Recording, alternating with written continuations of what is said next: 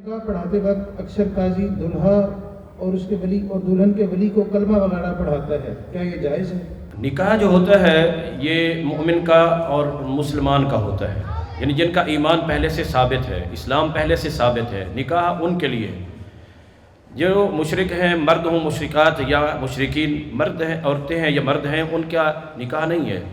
نکاح کے لیے مسلم ہونا یہ شرط ہے، پہلے سے ہی وہ ان کا اسلام موجود ہے، ایمان موجود ہے، مومن ہے، مسلمان ہے۔ اب ان دونوں کا ہی نکاح ہوگا۔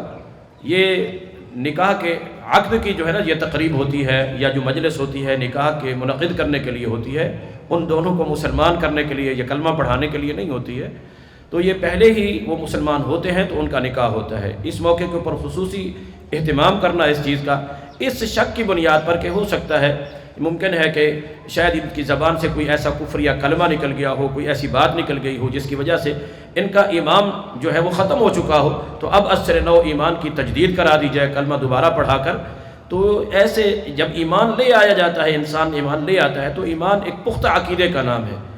واقعی کچھ چیزیں ایسی ہیں جن کی بنا پر ایمان نقض بھی ہو جاتا ہے، ٹوٹ بھی جاتا ہے، ختم بھی ہو جاتا ہے، لیکن جب وہ متحقق ہو جائیں اسی وقت ہی کلمے کو دوبارہ پڑھنا، ایمان کی تجدید کرنا اس وقت ضروری ہے۔